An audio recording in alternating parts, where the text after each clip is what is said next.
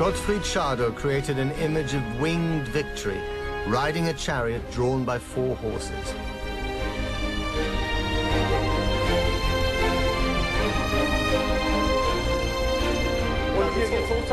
Wunderbar. Danke. In 1791, it was placed on top of the newly erected Brandenburg Gate. This was once the main entrance to the walled city. Now it's an icon that tells the story of Berlin.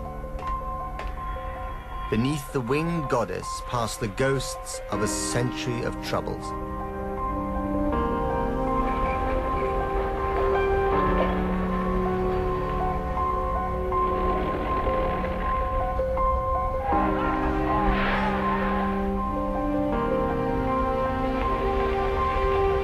Just like Frederick the Great himself, this building embodies the clash of ideas that define Berlin. It has become a symbol of both militarism and idealism, of oppression and liberation. Two sides of Frederick the Great's character. The iron fist of rule versus the gloved hand of elegant ideas that could make the world a better place. That was what's driven the history of Berlin. His militarism turned this place into a garrison city of war and oppression. His romantic idealism inspired hopes and dreams of revolution. That is the dilemma which has torn at the German soul.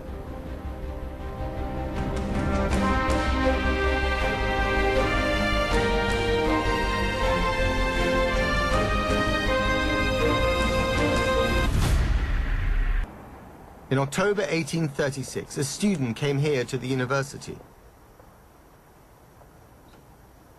He noticed that the Berliners were ripe for revolution.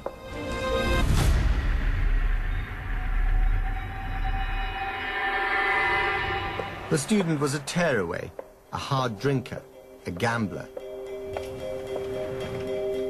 His name was Karl Marx, a young Prussian philosopher enamored of Voltaire and the Enlightenment thinkers that had inspired King Frederick the Great. Marx's ideas were the beginning of communism. The proletarians have nothing to lose but their chains. They have a world to win.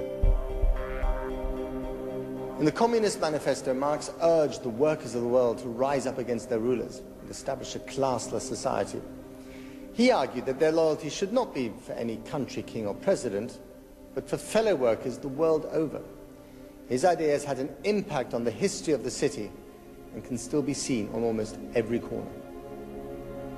Traces of social realist art still mark the buildings of the Old East.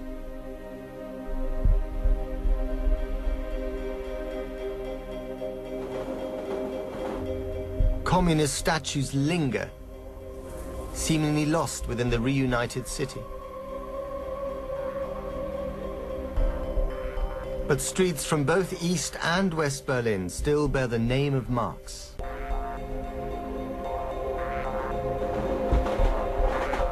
And the Karl Marx shop does a roaring trade in cut-price goods, sold to the proletariat of the Neukölln district.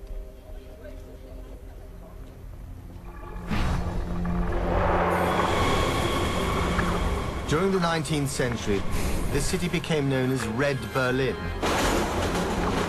a magnet for left-wing intellectuals and activists from all over Europe. In 1871, Berlin passed from the capital of Prussia under a king to the capital of united Germany under a Kaiser. The threat of the communists loomed ever larger to its rulers.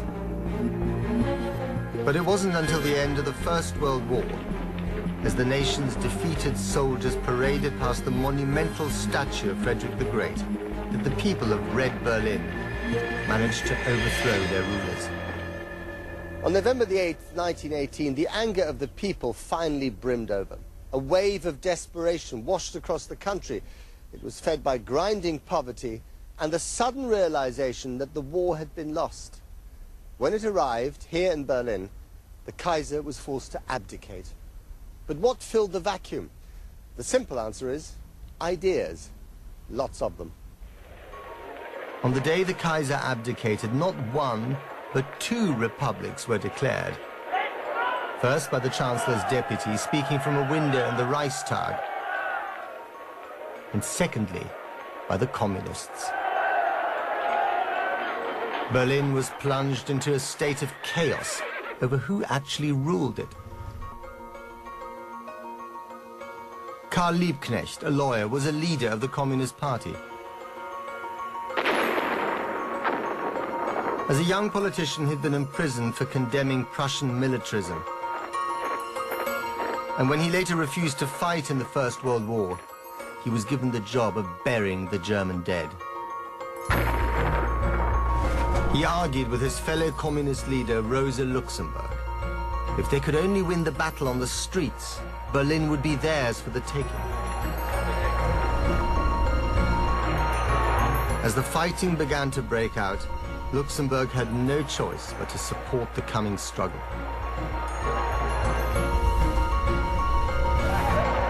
Around New Year in 1919, the bloody uprising began in earnest.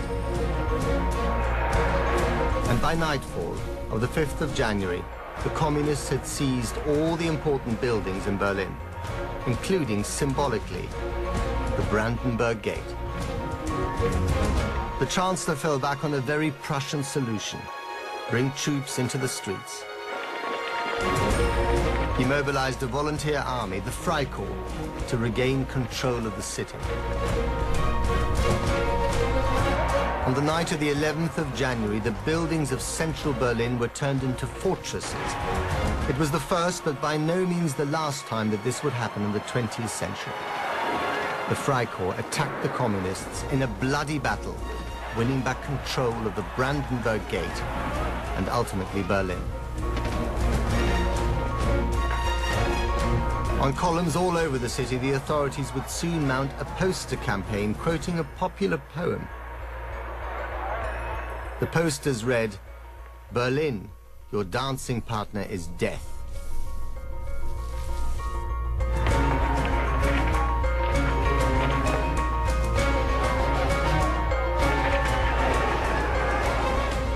The prophecy would last almost a century. With the city in their control, the Freikorps went in search of Karl Liebknecht and his fellow communist leader, Rosa Luxemburg. A tip-off led them to the Mannheimer Straße.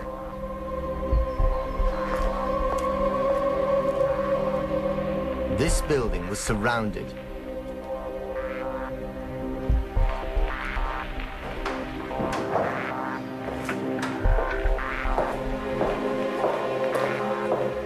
Both would be interrogated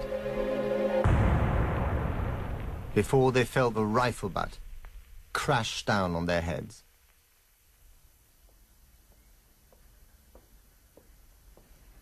When Rosa Luxemburg came to, she was riding in the back of a car. A man put a pistol to her head and then blew her brains out. The Freikorps then dumped her body from this bridge into the Landwehr Canal. It crashed through the thin ice and disappeared. As the century progressed, the canal would become the bloodiest channel in a city of deaths. It flooded underground stations during the war, drawing hundreds of drowned bodies into its flow. Later, sections would form the infamous death strip between East and West Berlin. And it's always been a dumping ground for the corpses of dubious killings and political assassinations, among whom Rosa Luxemburg was the first. Karl Liebknecht was also shot, and his body filed anonymously into a city mortuary. The two leaders would later achieve the status of martyrs. But at the time, their death spelled the end of the communist uprising.